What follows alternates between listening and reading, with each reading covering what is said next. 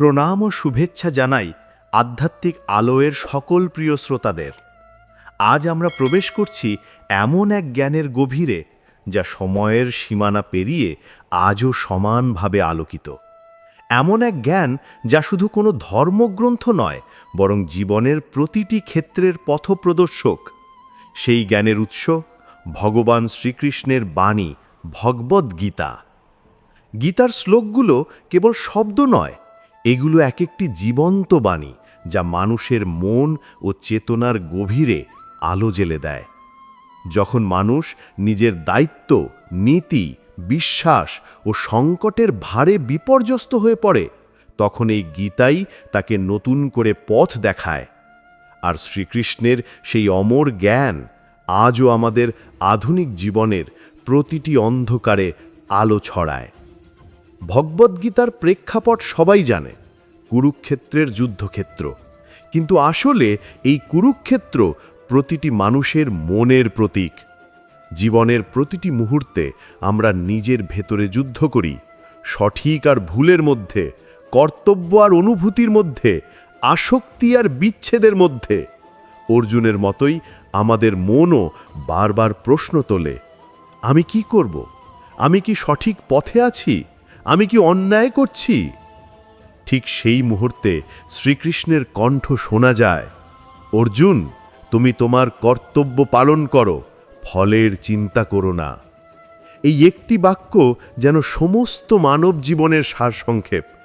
আমরা জীবনে যত দুঃখ পাই তার মূল কারণ এই ফল প্রত্যাশা। আমরা যাই করি মনে মনে ফলের হিসেব কষে ফেলি। প্রশংসা পাবো কিনা, লাভ হবে কিনা, অন্যরা কি বলবে। কিন্তু শ্রীকৃষ্ণ শেখালেন, কর্ম করো নিঃস্বার্থভাবে, কারণ কাজই উপাসনা। যে ব্যক্তি ফলের আশায় কাজ করে সে কখনো শান্তি পায় না, কিন্তু যে ব্যক্তি ফলের আসক্তি ত্যাগ করে কাজ করে সে মুক্তি লাভ করে। এই মুক্তি হলো জীবনের প্রকৃত লক্ষ্য, যেখানে মন, বুদ্ধি ও আত্মা এক সূত্রে বাঁধা থাকে। আজকের মানুষ হয়তো যুদ্ধক্ষেত্রে দাঁড়িয়ে নেই, কিন্তু মানসিক যুদ্ধের আগুনে প্রতিদিন পুড়ছে। কেউ সম্পর্কের টানাপোড়েনে, কেউ ব্যর্থতার যন্ত্রণায়, আবার নিজের অস্তিত্ব হারানোর ভয়ে কাতর। কিন্তু কৃষ্ণের জ্ঞান আজও সমান প্রযোজ্য। তিনি বলেছেন, অস্থির মনই দুঃখের মূল। যে মন নিয়ন্ত্রণে নেই তার জীবনও নিয়ন্ত্রণে থাকে না। তাই প্রথম শিক্ষা, মনকে বন্ধু করো। শ্রীকৃষ্ণ বলেন, মনই মানুষের বন্ধু, মনই শত্রু। যে মনকে জয় করে সে সাফল্য, শান্তি ও আনন্দ লাভ করে। কিন্তু যে মনকে দমন করতে পারে না সে নিজের চিন্তার দাসে পরিণত হয়। এমনকি কৃষ্ণ স্পষ্ট বলেছেন, যে ব্যক্তি নিজের মনকে জয় করতে পেরেছে তার কাছে গরম ও ঠান্ডা, সুখ ও দুঃখ, লাভ ও ক্ষতি সবই সমান। এই সমতা বা স্থিতপ্রজ্ঞা হল গীতার মূল দর্শন। স্থিতপ্রজ্ঞ মানে হল এমন এক মন যা সুখে উল্লসিত হয় না, দুঃখে ভেঙে পড়ে না। সে জানে সব কিছুই পরিবর্তনশীল, তাই সে নিজের কেন্দ্রবিন্দু থেকে নড়ে না। আমরা যদি একটু ভেবে দেখি এই সমতা রক্ষা করা কতটা জরুরি। আজ মানুষ সামান্য কথাতেই আহত হয়, প্রশংসা পেলে ফুলে ওঠে, সমালোচনা পেলে ভেঙে পড়ে। এই চঞ্চলতা থেকেই জন্ম নেয় ভয়, ক্রোধ ও হতাশা। কৃষ্ণের বাণী আমাদের শেখায়, মনকে স্থির করো, ফল নিজে থেকেই আসবে। গীতায় কৃষ্ণ বলেছেন, যা কিছু ঘটে সবই এক উচ্চতর পরিকল্পনার অংশ। এটি ভাগ্যবাদ নয়, বরং এক আধ্যাত্মিক উপলব্ধি। আমরা ভাবি আমরা নিয়ন্ত্রণ করি, কিন্তু বাস্তবে সব কিছুই ঘটে একটি মহাজাগতিক নিয়মে। এই সত্য উপলব্ধি করলে ভয়, লোভ, হিংসা সব নিজে থেকেই মিলিয়ে যায়। শ্রীকৃষ্ণ অর্জুনকে আরও বলেছিলেন, তুমি যোদ্ধা, তোমার কর্তব্য যুদ্ধ করা। যদি কর্তব্য এড়িয়ে যাও তবে তুমি পাপ করবে। এই কথার গভীর অর্থ হল, প্রত্যেক মানুষের জীবনে একটি স্বভাব ধর্ম আছে। কেউ শিক্ষক, কেউ শিল্পী, কেউ কৃষক, কেউ চিন্তক। প্রত্যেকেরই একটি কর্তব্য আছে যা ঈশ্বর প্রদত্ত। যদি কেউ নিজের কর্তব্য থেকে পালায় তবে সে নিজের আত্মাকেই অস্বীকার করে। আজকের দিনে এই শিক্ষা অনেক বড় অর্থ বহন করে। আমরা অনেক সময় নিজের জীবনের সঙ্গে অন্যের জীবনের তুলনা করি। অন্য কেউ সফল হলে আমরা ভাবি ওর মতো হলে ভালো হতো। কিন্তু কৃষ্ণ বলছেন, অন্যের ধর্ম পালন করে সফল হওয়া থেকে নিজের ধর্মে ব্যর্থ হওয়া শ্রেয়। অর্থাৎ নিজের পথে থাকো, নিজের কর্তব্যে অটল থাকো। তোমার সত্য তোমার ভেতরেই আছে, অন্যের পথে চললে তা হারিয়ে যাবে। ভগবদ্গীতা মানুষকে 3টে স্তরে শিক্ষা দেয়: কর্ম, জ্ঞান ও ভক্তি। প্রথমে মানুষকে বলা হয় কর্ম করো নিঃস্বার্থভাবে। তারপর বলা হয় জ্ঞান অর্জন করো, যাতে কর্মের উদ্দেশ্য বোঝা যায়। শেষে বলা হয় সব কিছু ঈশ্বরের প্রতি সমর্পণ করো। এই 3 পথ আসলে একে অপরের পরিপূরক। যখন কর্ম নিঃস্বার্থ হয়, জ্ঞান স্পষ্ট হয়। যখন জ্ঞান স্পষ্ট হয়, ভক্তি জাগে। যখন ভক্তি জাগে, তখন মানুষ মুক্ত হয়। শ্রীকৃষ্ণ বলেন, আমি সকল জীবের মধ্যে সমান। কেউ আমার প্রিয় নয়, কেউ অপ্রীতিও নয়। কিন্তু যে ব্যক্তি ভক্তির সঙ্গে আমার আশ্রয় নেয়, আমি তার মধ্যে অবস্থান করি। এই বাক্য আমাদের শেখায় ঈশ্বর কোনো বাইরে নয়, তিনি আমাদের হৃদয়ের মধ্যেই আছেন। যখন আমরা প্রেম, করুণা ও সততার সঙ্গে কাজ করি, তখনই আমরা ঈশ্বরকে উপলব্ধি করি। গীতার এক অনন্য দিক হল, এটি সংঘর্ষ থেকে পালানোর নয়, বরং তার মধ্যে শান্তি খোঁজার পাঠ দেয়। অর্জুনের দ্বিধা ছিল, যুদ্ধ করলে প্রিয়জন মারা যাবে, না করলে কর্তব্যচ্যুতি হবে। কৃষ্ণ তাকে বলল, তুমি দেহকে নয় আত্মাকে দেখো। দেহ জন্ম নেয়, দেহ মরে, কিন্তু আত্মা অবিনশ্বর। যে আত্মাকে কেউ হত্যা করতে পারে না, যে আগুনে পোড়ে না, জলে ভেজে না, সেই আত্মাই প্রকৃত তুমি। এই উপলব্ধি মানুষের সব ভয় দূর করে দেয়। যখন কেউ বুঝতে পারে সে আত্মা, তখন আর মৃত্যু ভয় থাকে না। তখন মানুষের মধ্যে আসে এক অদ্ভুত প্রশান্তি। তখন সে জানে, আমি কর্ম করব, কিন্তু আমি সেই কর্মের ফল নই। এই অবস্থায় মানুষ কাজ করেও মুক্ত থাকে। আজকের মানুষ ঠিক বিপরীত পথে চলছে। সে কাজ করছে, কিন্তু তার প্রতিটি কাজের পেছনে আছে ভয় ও আকাঙ্ক্ষা। ফলে মন অস্থির, চিন্তা ভারী। শ্রীকৃষ্ণের এই জ্ঞান আমাদের শেখায়, কাজ করো, কিন্তু নিজেকে কাজের সঙ্গে মেলিও না। তুমি কর্তা নও, তুমি সাক্ষী। যখন কেউ নিজের জীবনে এই উপলব্ধি নিয়ে চলে, তখন প্রতিটি কাজই হয়ে ওঠে ধ্যান। এই ধ্যান মানে শুধু চোখ বন্ধ করে বসা নয়। ধ্যান মানে মনকে একাগ্র করা, প্রত্যেক কাজকে পূর্ণ সচেতনতার সঙ্গে করা। ভগবদ্গীতা বলে, যে ব্যক্তি মনকে নিজের নিয়ন্ত্রণে রাখতে পারে, তার জন্য মনই শ্রেষ্ঠ বন্ধু। কিন্তু যে তা পারে না, তার জন্য মনই সবচেয়ে বড় শত্রু। এখানে কৃষ্ণ এক গভীর মনস্তত্ত্বের কথা বলেছেন। আমাদের মন সব সময় বাইরে ছুটে যায়, ইন্দ্রিয়ের পেছনে, ইচ্ছার পেছনে, স্মৃতির পেছনে। যখন মন বাইরে থাকে, তখন মানুষ অশান্ত হয়। কিন্তু যখন মন ভিতরে ফিরে আসে, তখনই শুরু হয় ধ্যান। তখনই মানুষ নিজের মধ্যে ঈশ্বরকে অনুভব করে। এই অনুভবের মধ্যেই আসে জ্ঞানের উন্মেষ। শ্রীকৃষ্ণ বলেন, যখন মানুষের মন সমস্ত ইচ্ছা ত্যাগ করে, তখন সে শান্তি লাভ করে। ইচ্ছা মানে খারাপ কিছু নয়, কিন্তু আসক্তিই দুঃখের মূল। তুমি যা চাও তা পাও না বলেই কষ্ট পাও। কিন্তু যদি তুমি সেই চাওয়াকেই ঈশ্বরের হাতে সমর্পণ করো, তাহলে দুঃখের জায়গায় আসে শান্তি। এটাই কৃষ্ণের ভক্তিযোগের মূল কথা, সমর্পণ। ভক্তি মানে শুধু গান গাওয়া নয়, বা ফুল দিয়ে পূজা করা নয়। ভক্তি মানে নিজের অহং ত্যাগ করে ঈশ্বরের ইচ্ছাকে মেনে নেওয়া। যখন তুমি নিজের অস্তিত্বকে ঈশ্বরের মধ্যে বিলিয়ে দাও, তখন তুমি হয়ে ওঠো মুক্ত। যখন মানুষ সত্যিকারের ভক্তি ও জ্ঞানের পথে এগোতে শুরু করে, তখন জীবনের প্রতিটি মুহূর্তে এক নতুন আলো দেখা যায়। শ্রীকৃষ্ণ বলেন, যে ব্যক্তি ঈশ্বরকে সর্বত্র দেখে এবং সমস্ত জীবের মধ্যে ঈশ্বরকে অনুভব করে, সে কখনো আমাকে হারায় না। এই উপলব্ধি তখনই আসে যখন মানুষ নিজের সীমিত দৃষ্টিকে অতিক্রম করে দেখে যে সমস্ত সত্তাই এক মহাশক্তির প্রকাশ। এই জ্ঞানই মুক্তির চাবিকাঠি। আমরা প্রায়ই পৃথিবীকে ভালোমন্দে লাভ ক্ষতিতে ভাগ করে দেখি, কিন্তু কৃষ্ণ বলেন এই দ্বৈত চিন্তা ত্যাগ করো।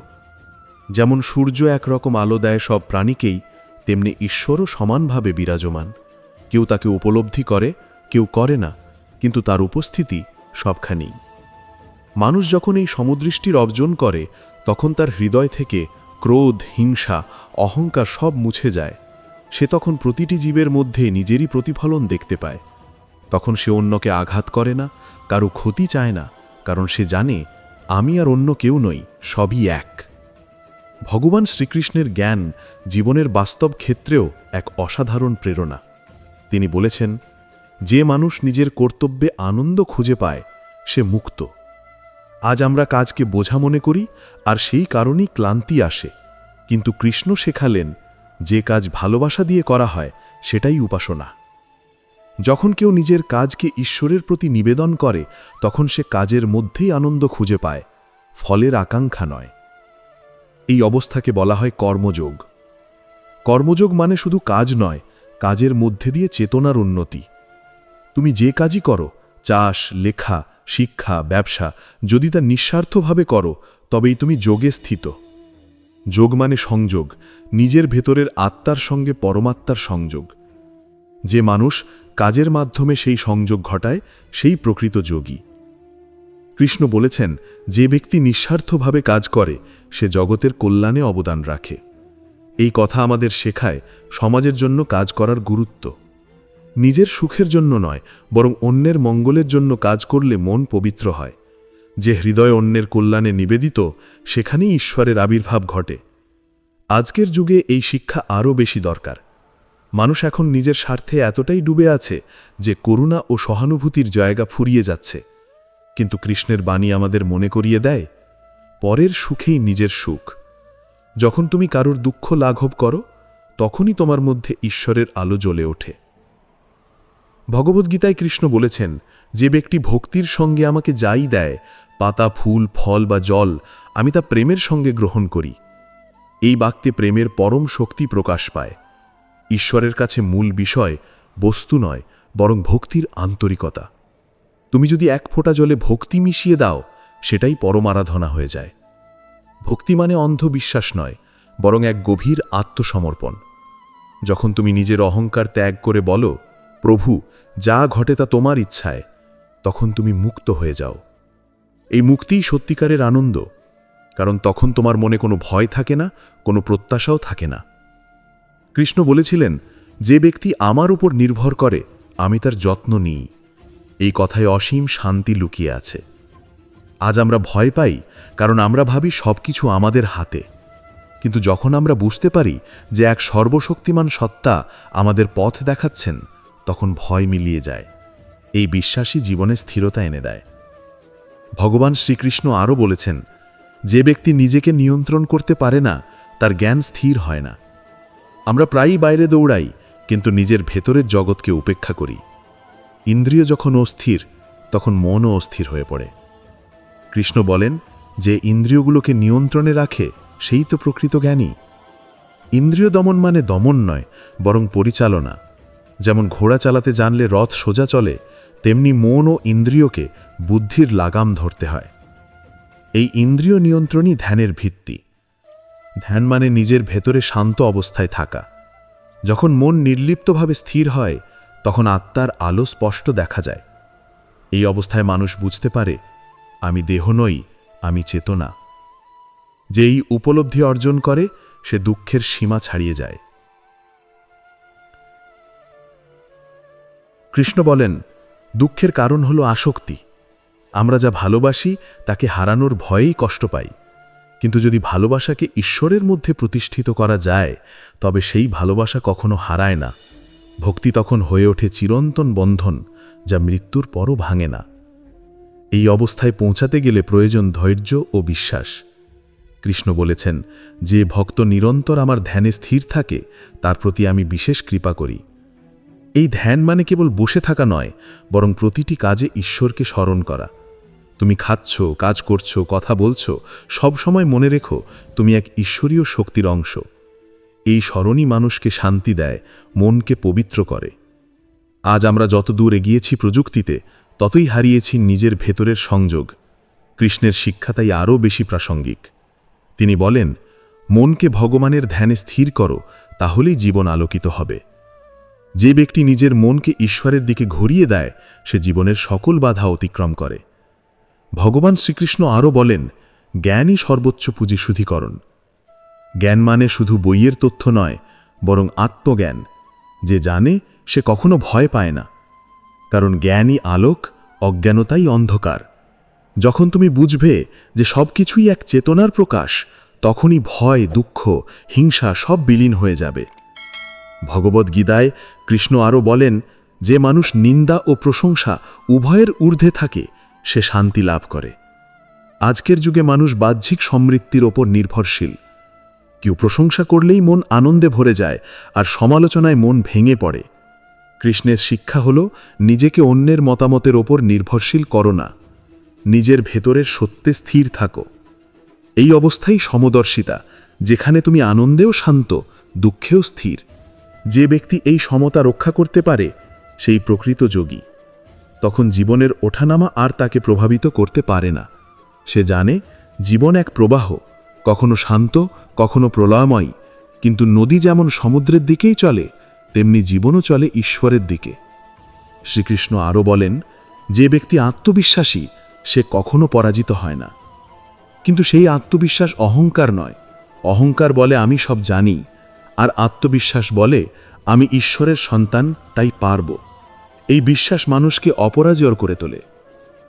অর্জুন যেমন প্রথমে বিভ্রান্ত ছিল, পরে কৃষ্ণের জ্ঞান গ্রহণ করে স্থির হয়ে গেল, তেমনি আমরাও জীবনের প্রতিটি দুঃসময় কৃষ্ণের বাণীতে আশ্রয় নিতে পারি। যখন মন ভেঙে পড়ে, তখন মনে রাখতে হবে, আমি সেই আত্মা যা কখনো মরে না, কখনো জন্মায় না। এই এক উপলব্ধি ভয়কে দূর করে আর জীবনে আনে অদম্য শক্তি। ভগবদ্গীতার শিক্ষা কেবল আধ্যাত্মিক নয়, এটি বাস্তব জীবনেরও দিক নির্দেশ দেয়। কৃষ্ণ বলেন, যে নিজের কর্তব্য নিষ্ঠার সঙ্গে করে, সে সবার প্রিয়। কর্মক্ষেত্র, পরিবার, সমাজ, যেখানেই হোক, যদি তুমি সততা, প্রেম ও দৃঢ়তার সঙ্গে কাজ করো, তবে জীবন আলোকিত হয়ে উঠবে। এই আলোকই আধ্যাত্মিক আলোক, যা বাইরের নয়, অন্তরের জাগরণ। ভগবদ্গীতা আমাদের শেখায়, জীবনের প্রকৃত অর্থ শুধুমাত্র বেঁচে থাকা নয়, বরং জ্ঞানের সঙ্গে বেঁচে থাকা। শ্রীকৃষ্ণের জ্ঞান এমন এক অমৃত স্বরূপ, যা মানুষের আত্মাকে জাগিয়ে তোলে। গীতার প্রতিটি শ্লোক মানুষকে অন্ধকার থেকে আলোয়, অজ্ঞান থেকে জ্ঞানে, ভয় থেকে বিশ্বাসে নিয়ে যায়। জীবনের প্রতিটি মুহূর্তে যখন আমরা অনিশ্চয়তার ভেতর দিয়ে যাই, তখন কৃষ্ণের সেই চিরন্তন বাণী মনে পড়ে, তুমি তোমার কর্ম করো, ফল আমার হাতে ছেড়ে দাও। এই বাক্যের মধ্যে আছে অসীম প্রশান্তি। যখন আমরা প্রতিটি কাজ ঈশ্বরকে সমর্পণ করি, তখন কাজের ভার আমাদের থাকে না, তখন ভয়ও থাকে না। তখন আমরা বুঝতে পারি, আমাদের ভূমিকা হলো কেবল সৎ ও নিষ্ঠার সঙ্গে কাজ করা। ফল নির্ধারণ করা আমাদের হাতে নয়। ফল নির্ধারণ করে সেই চেতনা, যাকে আমরা প্রভু, ঈশ্বর, পরমাত্মা বা কৃষ্ণ নামে ডাকি। এই উপলব্ধির ফলে মানুষ মুক্ত হয় দুঃখ থেকে, মুক্ত হয় হতাশা থেকে। কারণ দুঃখের মূল হল আমিই কর্তা, এই ভ্রান্ত ধারণা।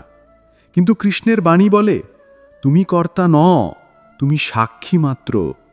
জীবন নামের নাটকে তুমি অভিনেতা, কিন্তু পরিচালক তিনি। যখন আমরা এই সত্য বুঝে নিই, তখন জীবন এক শান্ত স্রোতের মতো বয়ে চলে।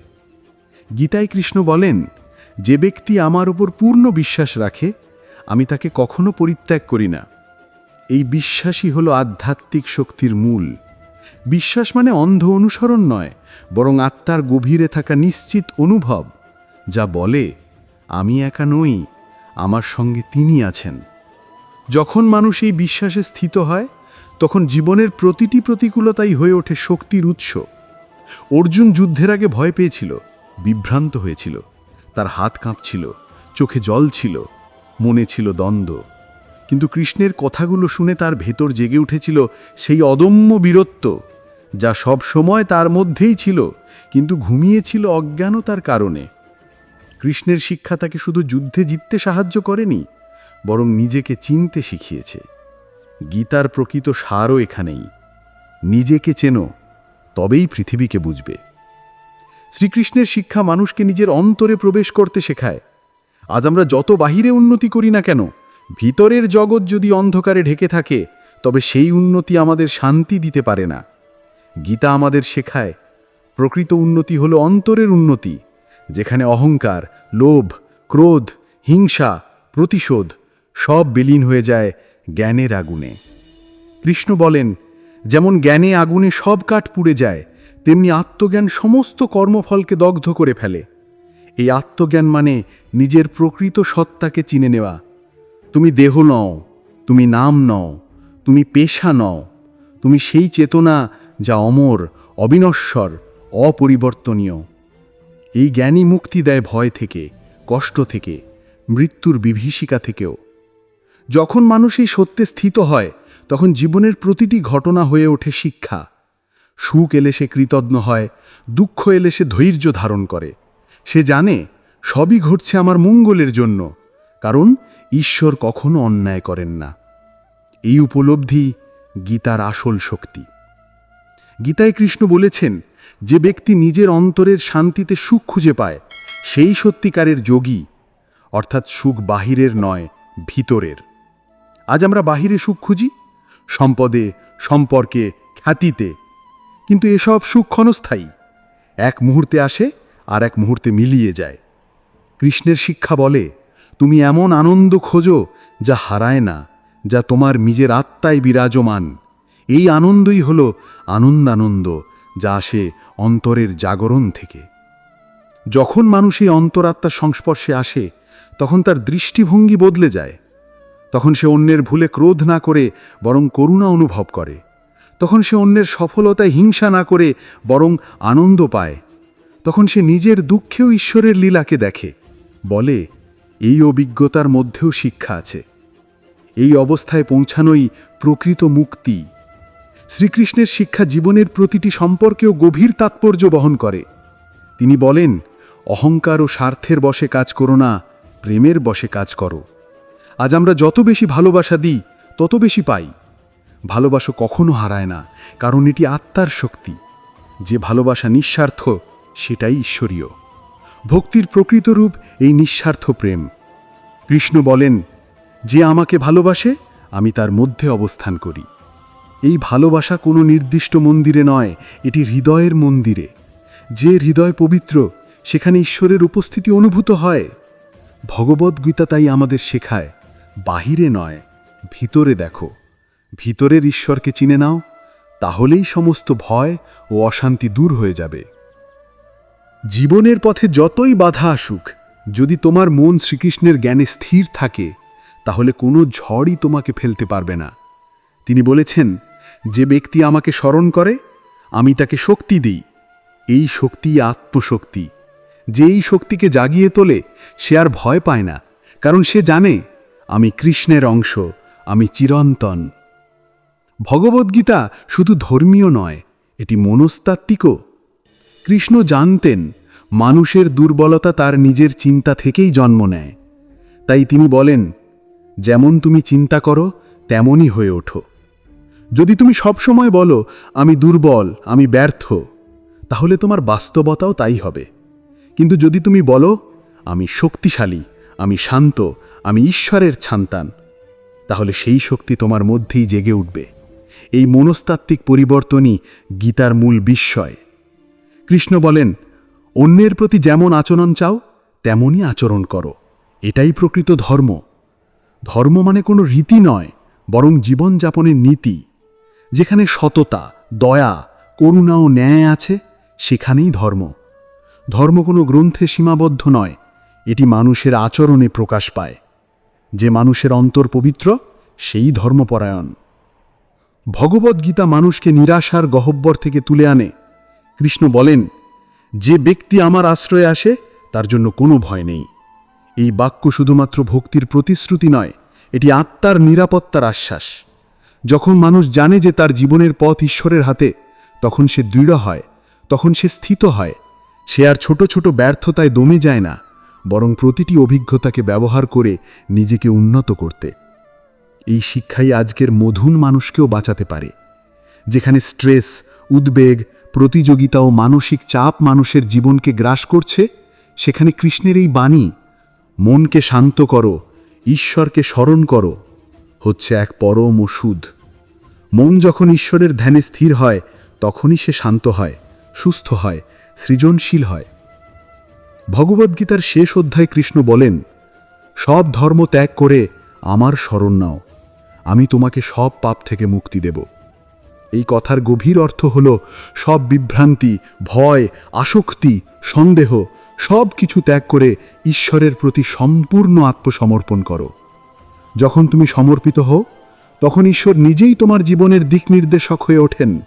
তখন জীবন আর সংগ্রাম নয়, তখন জীবন হয়ে যায় সাধনা। এভাবেই গীতা মানুষকে শেখায়, জীবন হলো যোগ, আর যোগ মানে একত্ব। নিজের সঙ্গে, ঈশ্বরের সঙ্গে এবং সমস্ত জগতের সঙ্গে একাত্ম হওয়া। যখন তুমি এই একত্ব অনুভব করো, তখন তোমার মধ্যে আর কোনো বিভাজন থাকে না। তখন তুমি বুঝতে পারো, তুমি আর জগৎ আলাদা নও, তুমি সেই পরম চেতনার অংশ। এই উপলব্ধিই মানুষকে বদলে দেয় ভিতর থেকে। তখন তার জীবন আর বাহ্যিক সফলতার জন্য নয়, বরং অন্তরের শান্তির জন্য। তখন সে বুঝে যায়, আসল জয় হলো নিজের ওপর জয়। যে নিজের ক্রোধ, ভয়, লোভ, হিংসাকে জয় করতে পারে, সেই প্রকৃত বিজয়ী। ভগবদ্গীতা তাই কেবল ধর্মগ্রন্থ নয়, এটি জীবন গ্রন্থ। এটি এমন এক আয়না, যেখানে আমরা নিজের প্রকৃত মুখ দেখতে পাই। যে ব্যক্তি এই জ্ঞান গ্রহণ করে, তার জীবনের দৃষ্টিভঙ্গি সম্পূর্ণ বদলে যায়। সে হয়ে ওঠে শান্ত, স্থির এবং আলোকিত। এমনই এক আলোকিত জীবনই হল আধ্যাত্মিক আলোর উদ্দেশ্য।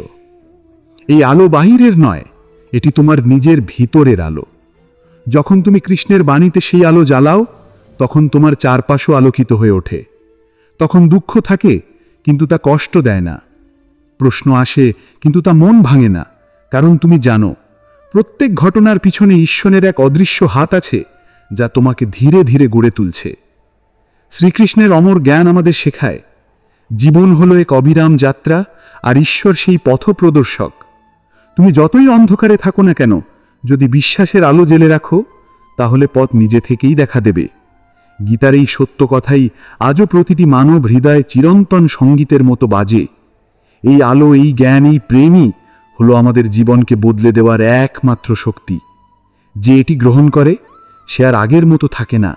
তার মন শান্ত হয়, তার হৃদয় প্রসারিত হয়, তার চোখে পৃথিবী বদলে যায়।